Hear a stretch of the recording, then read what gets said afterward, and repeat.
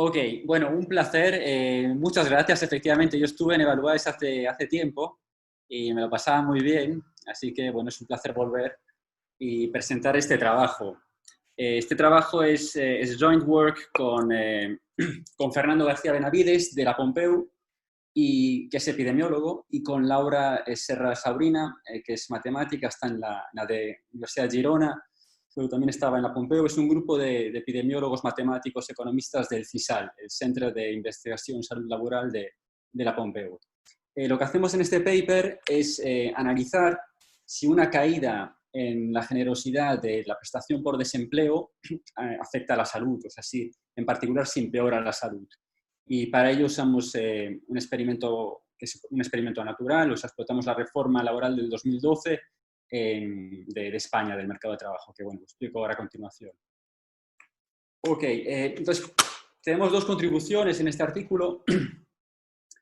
Por una parte, sabemos, pese a que se ha estudiado mucho en la literatura económica sobre si la prestación por desempleo tiene un efecto sobre las variables del mercado laboral, pienso en empleo, salario, ocupación, o también, por ejemplo, se ha estudiado mucho el efecto sobre el consumo, ¿no? Porque una idea de la prestación por desempleo es precisamente la de facilitar el consumption smoothing.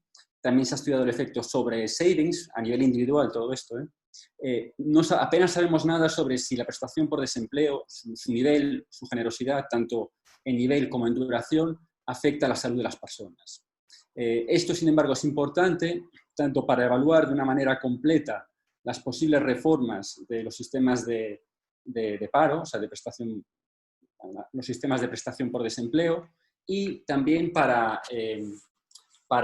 extender nuestra comprensión de las interrelaciones que hay entre la salud y el mercado de trabajo a nivel individual, ¿no? Entonces, por ejemplo, hay estudios previos que argumentan que un seguro de desempleo más generoso puede aliviar los efectos negativos sobre la salud mental de sufrir estrés debido, por ejemplo, a una pérdida de empleo o una mayor inseguridad de perder el empleo propio durante una recesión, ¿no? Por otra parte, hay un paper al que nos referimos mucho en el artículo aquí, que es el de Rebollo Sanz y Rodríguez Planas, que estudian el efecto de esta reforma en particular sobre el mercado de trabajo y que encuentran que aumentó la probabilidad de empleo. Entonces, si una menor generosidad de la prestación por desempleo aumenta el empleo, bueno, sabemos de la literatura, conocemos que hay una relación positiva entre empleo y salud, ¿no? Entonces, el efecto podría ser positivo. Al final, seguramente, todo esto dependerá de cuán empleables sea una persona que pierde su trabajo, ¿no? Si tiene posibilidades de encontrar un empleo rápido o no. Hay muy poquitos estudios previos y que son básicamente que vienen desde el campo de la epidemiología. Entonces, aquí cito dos, Sailus y Nordstrom y Cronquist. Estos estudios usan series temporales y básicamente lo que ven es que los sistemas de protección por desempleo más generosos atenúan el efecto negativo de las crisis económicas sobre la tasa de suicidio. Hay el otro paper, el de Saidi y otros, analizan, es el único que hemos encontrado que usa datos individuales, estudia los efectos de una reforma, de la Hartz-Reform en Alemania, que lo que hizo fue reducir el subsidio, la generosidad del subsidio de desempleo, no de la prestación por desempleo, sino del subsidio. Y lo que encuentra, usando un diff-in-diff con algunos problemas de identificación, pero básicamente lo que encuentran es que esta disminución en la generosidad del subsidio de desempleo aumentó la probabilidad de reportar una mala salud, ¿vale? Aproximadamente un 15%. Sabemos que hay varios problemas de endogeneidad, ¿no? Siempre que estudiamos los efectos de salud, mercado laboral, o en este caso desempleo, prestación por desempleo y salud, hay endogeneidad, ¿no? Hay variables omitidas, hay factores que afectan tanto a la salud como a la probabilidad de estar en desempleo y, por tanto, de tener una prestación, de percibir una prestación por desempleo. Podemos pensar en la salud en la infancia o el parental background o incluso la propia preferencia por el trabajo.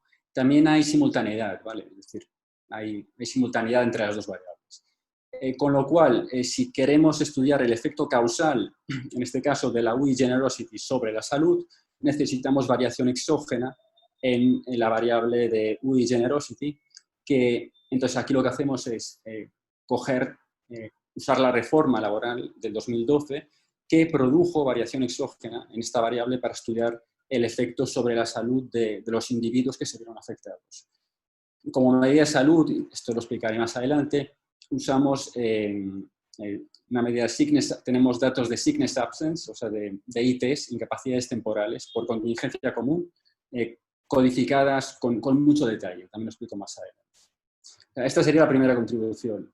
La segunda está relacionada con el hecho de que tanto los sistemas de prestación por desempleo como de baja por enfermedad o incapacidad temporal son dos sistemas de protección social muy importantes, sobre todo entre las personas jóvenes y de edad mediana, ¿no? Entonces, por ejemplo, en el periodo 2012-2015, en porcentaje de PIB, en estos programas se gastó en torno a casi un 4% del PIB en España, comparado con un 2% en los países de la OCDE. A pesar de ser programas importantes, apenas sabemos cómo interactúan estos programas, qué interacciones hay entre ellos. Entonces, aquí hay una excepción a esto, es un paper de Larsson publicado en el Scandinavian Journal of Economics. Ella lo que hace es coger las reglas de ambos sistemas para estudiar las interacciones. Y es un paper muy interesante. Entonces, encuentra que hay un efecto, por ejemplo, de agotamiento de la prestación por desempleo. O sea, la gente que agota la prestación por desempleo tiene una mayor probabilidad de pasarse a IT, a una baja por IT. Y también hay otro tipo de efectos financieros, financieros que ella relaciona con moral hazard.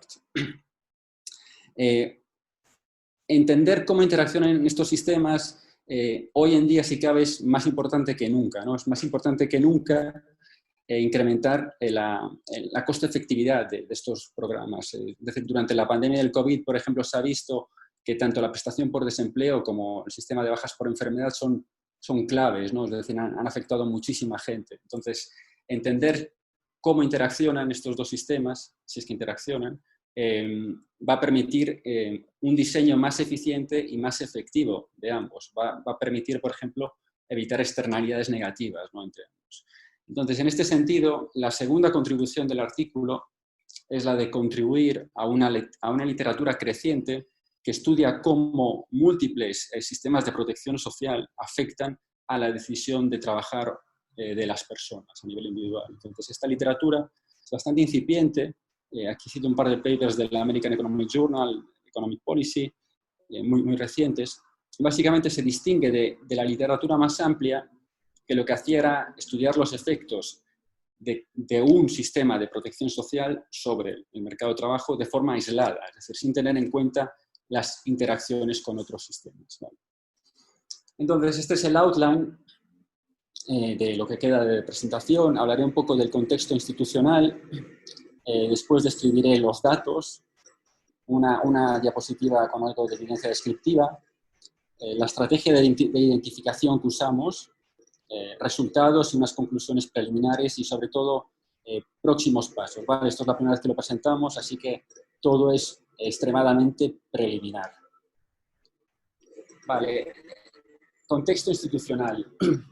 Posiblemente muchos ya conocéis cómo funciona el sistema, la prestación por desempleo en España.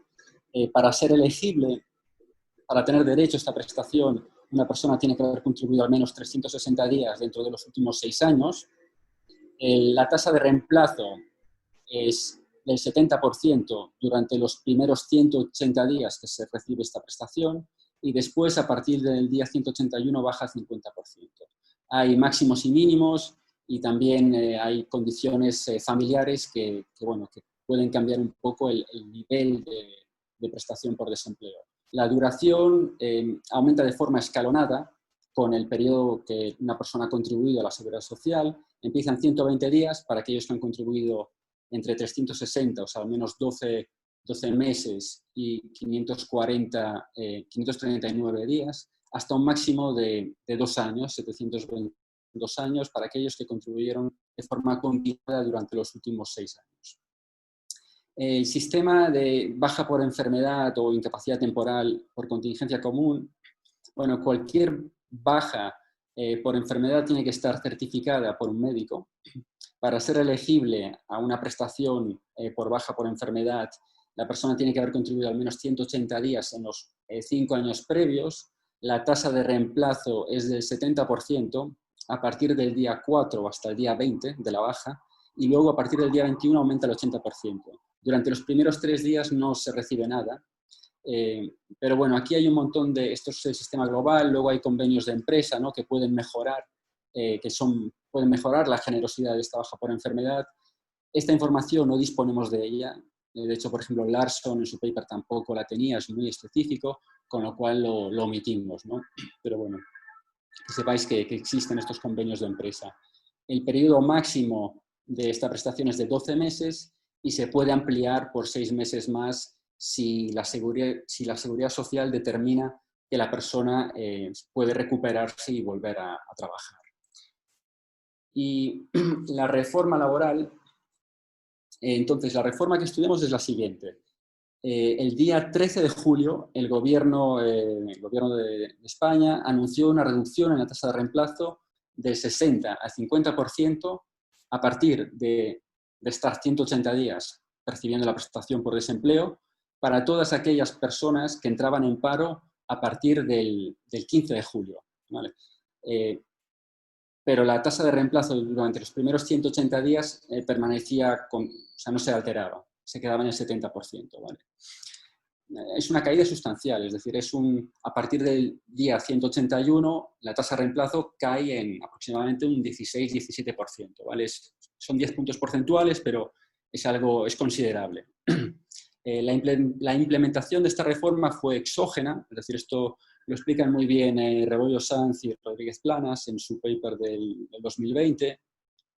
Fue inesperada, es decir, se anunció solo 3 días antes de ser implementada y no hay ninguna evidencia de que fuera endógena. ¿Vale? Esto lo explica Meyer en su paper del 95, creo, sobre la endogeneidad de las políticas económicas. ¿Vale? No hay ninguna evidencia de que esta política fuera una respuesta a factores que puedan estar asociados con nuestra variable dependiente, o sea, la probabilidad de estar en una IT, pero tampoco con variables del mercado laboral como la probabilidad de estar empleado, por ejemplo, ¿no? De hecho, en el contexto de aquel momento, en España, la tasa de paro estaba aumentando, con lo cual uno habría esperado que si esto fuese una reacción a presiones internas, lo que se produjera fuera una reducción, un aumento en la generosidad de la prestación por desempleo y no una reducción en la generosidad de la misma, ¿no? Entonces, creemos que no hay este tipo de problemas, ¿no?, que pueden cuestionar la validez, la internal validity del estudio. Por otra parte, tampoco hay un problema de partial compliance, en el sentido de que todas las personas, todos los parados nuevos a partir del 15 de julio se vieron afectados por la reforma, ¿no? Y bueno, esto tampoco ocurre en todos los estudios previos, por ejemplo en el de Sashidi que os comentaba antes. Los datos, ¿vale? Esto es clave. Entonces, aquí usamos datos linkeados de la Seguridad Social con datos de registros de ITs para Cataluña. Entonces, los datos de la Seguridad Social los cogemos de la muestra continua de vidas laborales.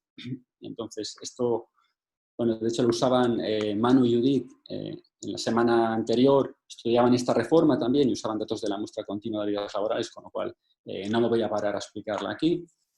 Entonces, la gran ventaja que tenemos aquí en este estudio es que para cada individuo de la muestra continua de vida laboral que reside en Cataluña y para el mismo periodo de tiempo, es decir, del 2012 al 2015, tenemos un registro de todas las bajas por IT, por contingencia común, que las tenemos del ICAM, del Institut Català d'Avaliació Mèdiques. Entonces, la información que tenemos aquí básicamente son las fechas de comienzo y de finalización de cada IT, que está diagnosticada con códigos ICD-10. ¿Vale? ICD-10 es una clasificación estándar que hay, la International Classification of Disease, y es extremadamente detallado. Entonces, para cada baja sabemos pues, por la causa de esa baja, ¿no? Si era una baja por una IT relacionada con un problema de salud mental, con un problema de cardiovascular. Bueno, hay mucho detalle. Manu, 5 minutos. Vale, entonces, merci. Sample selection básicamente es la misma que el paper de Rebollo Sanz y Rodríguez Planas, así que no lo voy a explicar. Vale, entonces para identificar el efecto de esta reforma, usamos un diff-in-diff, donde tenemos dos diferencias. Una es individuos tratados, afectados por esta reforma, individuos no afectados o controles. Los tratados son aquellos que habían contribuido lo suficiente como para que cuando entraran en paro se vieran afectados, es decir, que tenían una prestación por desempleo, un benefit duration de más de 180 días. Los controles, intentamos que se asemejen lo más posible a los tratados, son personas que habían acumulado derechos de prestación de 120 hasta 180 días. Esa es una diferencia entre tratados y controles, y la otra diferencia es pre-post-reform, ¿vale? Los que entran en desempleo antes del 14 de julio y los que entran después. Entonces, el efecto de la reforma lo identifica el parámetro beta 3. Luego incluimos características individuales que son constantes en el tiempo, como dummies de provincia, de Cataluña, dummy de género, de año de nacimiento y de categoría previa en el empleo. Y Z es un vector de variables que cambian en el tiempo, que incluyen el GDP growth de Cataluña, dummies de seasonal dummies, una tendencia que está normalizada a cero en el mes de la reforma, y dummies de nacionalidad. Entonces, vale, algo de evidencia descriptiva. Estos son datos linkeados de la muestra y del ICAM. Es un poco noisy. Aquí, por ejemplo, de hecho, tenemos muy pocas observaciones. Estos son personas que entraron en paro en la semana 1 de enero de 2012, ¿vale? Es un poquito pequeño. Hemos ajustado una curva, básicamente, y la primera barra mide la fecha de implementación de la reforma. La segunda es a los 180 días, que es cuando empieza a tener efecto sobre la prestación por desempleo. Vale, esto es distancia a la semana de la reforma. Lo que vemos es que, bueno, esto es más o menos paralelo, es un poco noisy, como digo, pero es más o menos paralelo. Y después cuando entra en efecto, ya cuando entra en vigor el efecto de la reforma, aquí hay un repunte de sickness absence spells para los tratados y no tanto para los controles, ¿vale? Entonces, lo que voy a presentar ahora, lo primero que hicimos es replicar el estudio de Rebollo Sanz y Rodríguez Planas, usando un periodo similar al que usan ellas, porque nosotros tenemos más datos, aquí tenemos un periodo más amplio.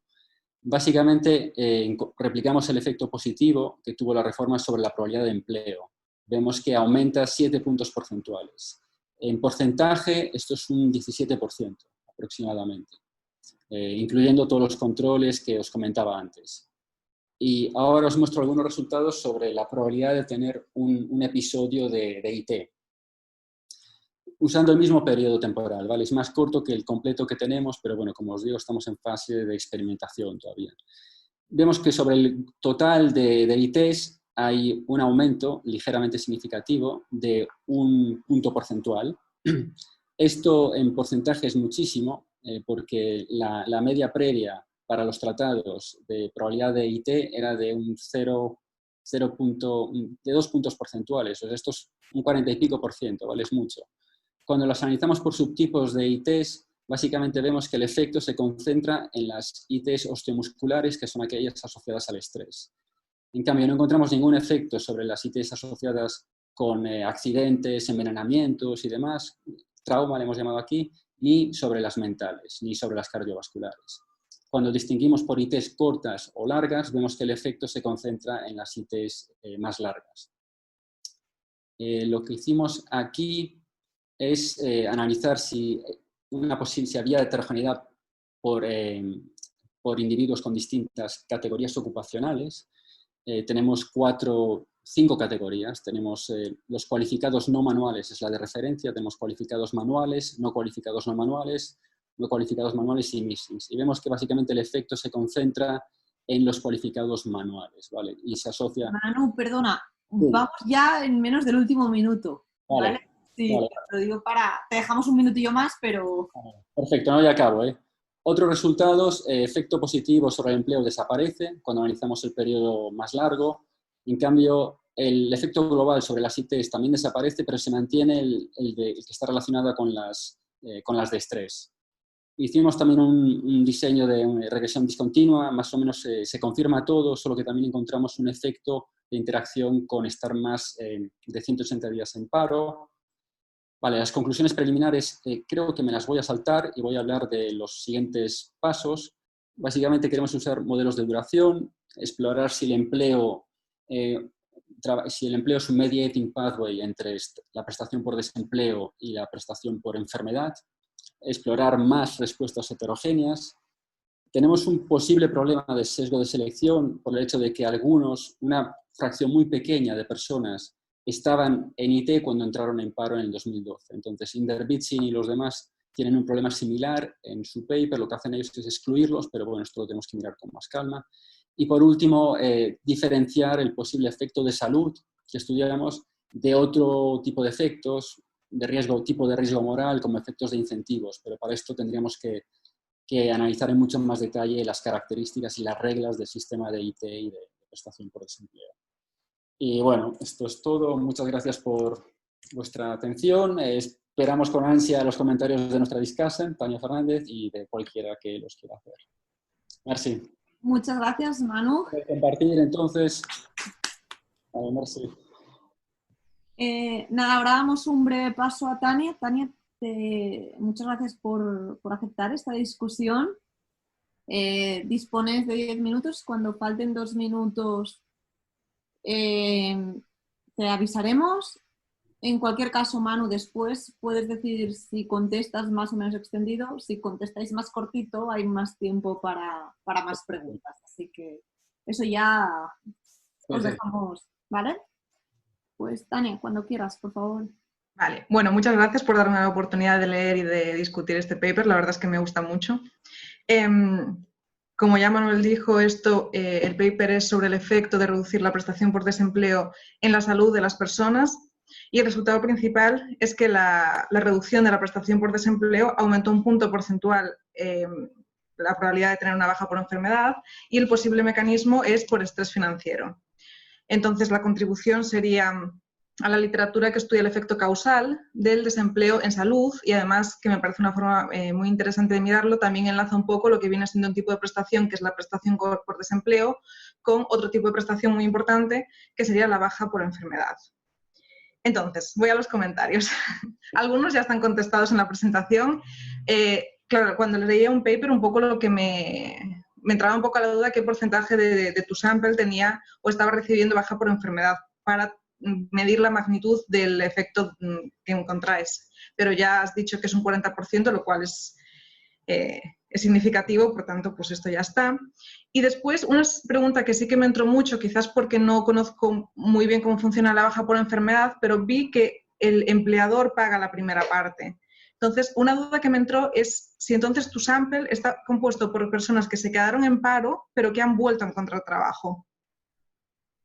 ¿Puedes hacer sí o no? No lo sabemos, no lo hemos mirado. Es decir, son personas que entran... No sé si quieres que te conteste todo junto o te vaya contestando uno a uno. No, o sea, realmente la duda que me entró es cuando leía un poco el paper es que se decía, y después miré por internet también un poco cómo funcionaba, que el empleador paga una parte de esto. Entonces, como estáis trabajando con gente desempleada, entiendo que si estas personas, una vez que se quedan desempleadas, entran otra vez entran en baja por enfermedad, es porque han encontrado trabajo. Pero no lo sé, o sea, porque la interpretación para mí es diferente. No necesariamente, pero bueno, lo que voy a hacer es voy a escuchar todos tus comentarios y luego te contesto, pero no necesariamente en este caso. Vale. Porque lo que estaba pensando es que si es así, seguramente se infraestima el real efecto de la política, ¿no? Porque me imaginaría que una política así afecta más todavía a la salud de la gente que está mucho tiempo en paro.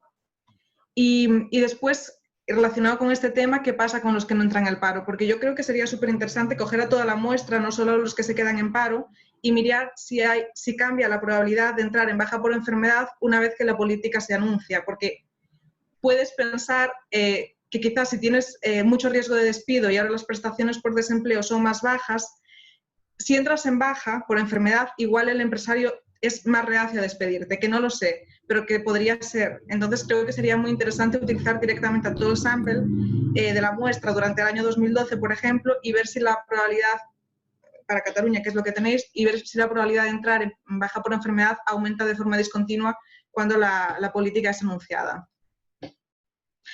Después, sobre la metodología, cuando estaba leyendo un paper, un poco lo que me faltaba es ver el parallel trends entre el grupo control, que son los que tienen derecho a prestación de desempleo de 4 a 6 meses, y el grupo tratado, que son los que tienen de 8 a 24. Entonces, ahora enseñaste alguna evidencia gráfica. No estoy segura de que realmente haya parallel trends. En la evidencia que muestras es muy noisy, como tú dices.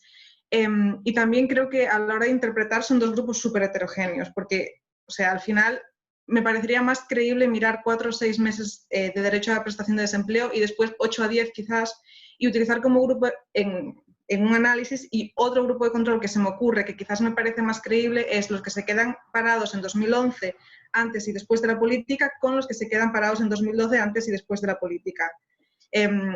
Creo que a la hora de interpretarlo sería más sencillo, y a la hora de pensar en las parallel trends, creo que probablemente la evolución sea más similar, pero no lo sé.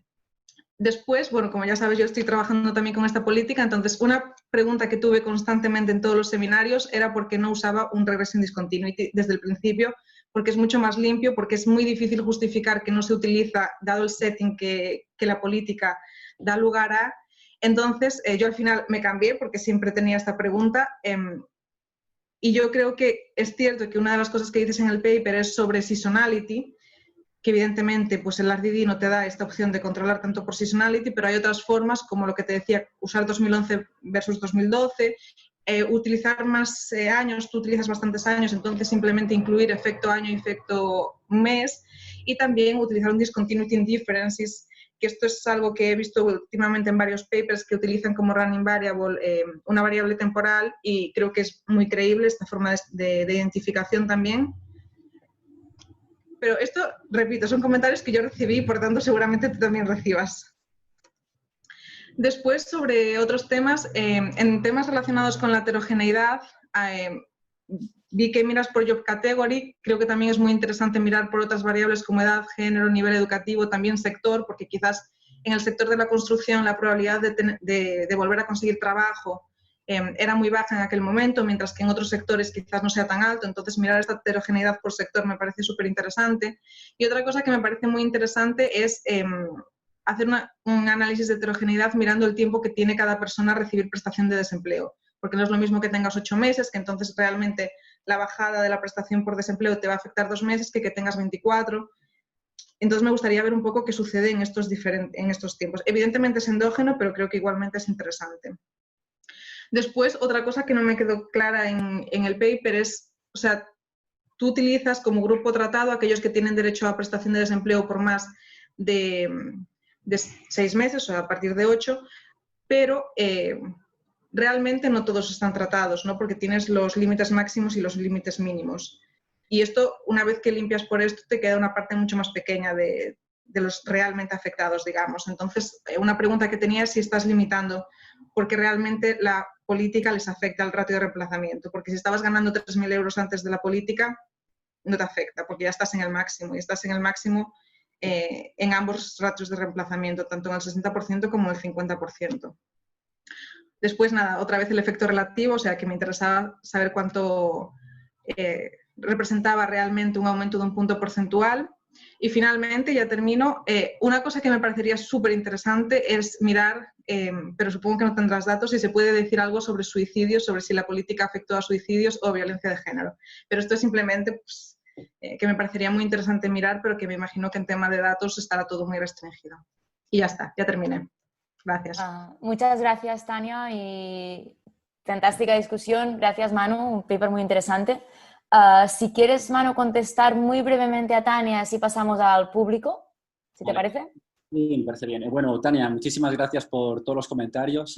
Aparte, la versión que le mandamos a Tania era un pelín más preliminar aún, con lo cual pues es más difícil hacer de discusión de un paper así, pero bueno, te lo agradecemos muchísimo. Te contesto brevemente algunos de tus comentarios, ¿vale?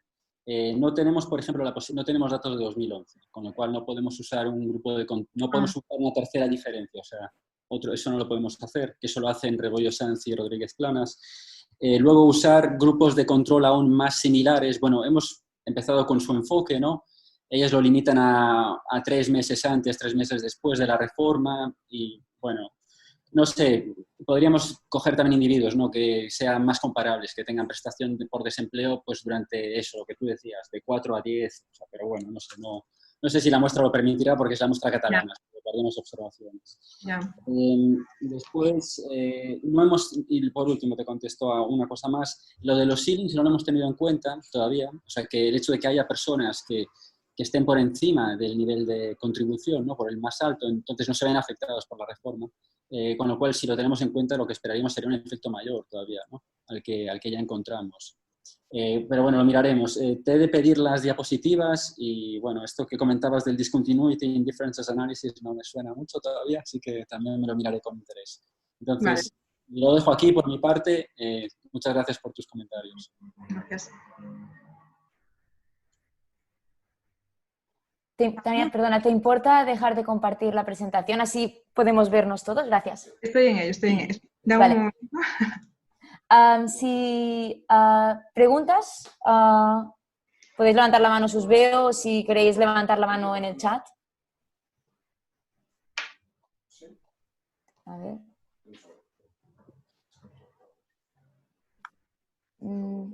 Nacho, adelante.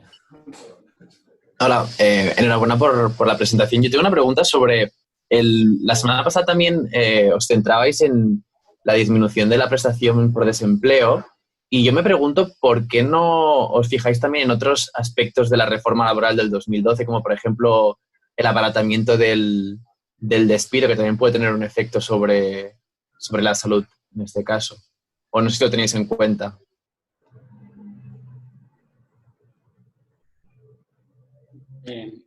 ¿Contesto ya? Sí. Bueno, Nacho, gracias por tu pregunta. El abaratamiento por despido se produjo antes, en el mes de enero, febrero, me parece, el 10 de febrero, con lo cual no lo tenemos en cuenta.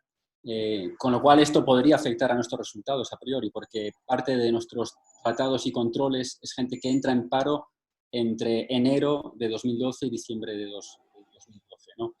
Lo que hacen, por ejemplo, Rebollo Sanz y Rodríguez Planas es reducir el window y solo cogen aquellos que entran a partir de marzo hasta octubre. No lo hemos probado. Ellas se encuentran que es robusto, ¿no? Nosotros todavía no lo hemos probado. También, ya te digo, o sea, es otra cosa más que podríamos hacer para intentar aislar y que esa reforma afecte a todos los individuos de nuestra muestra, no solamente a algunos y a otros, y de esta forma pues no puede afectar a lo que estamos identificando.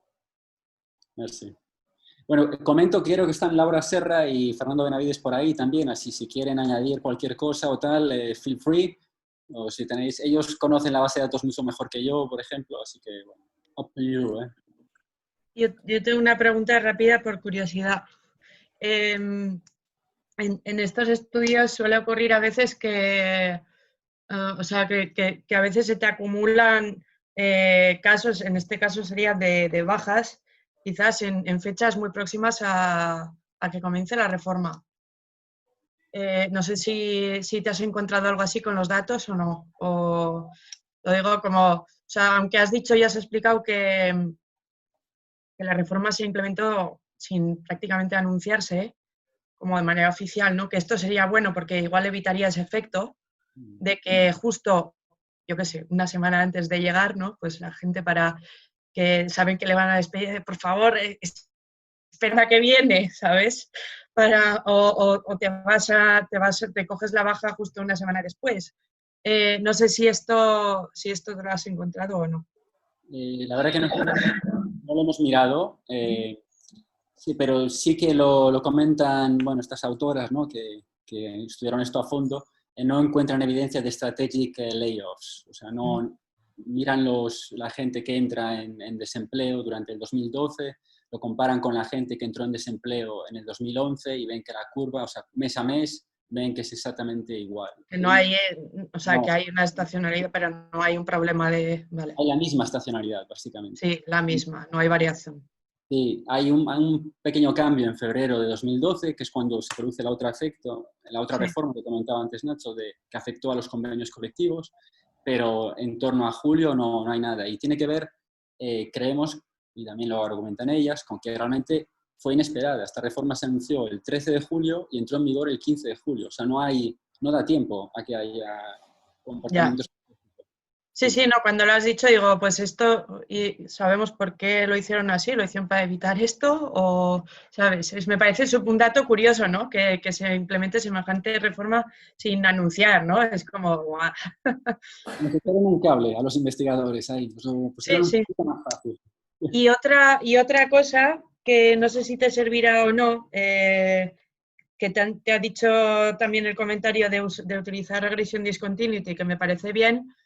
Creo que de todas maneras, si especificas bien la regresión en el modelo de diff-in-diff, no te debería de salir muy diferente con una cosa o con la otra. Creo que al final, cuando dos métodos te sacan cosas muy diferentes, significa que algo no funciona. Entonces yo, bueno, creo que prueba con regression discontinuity, pero a ver.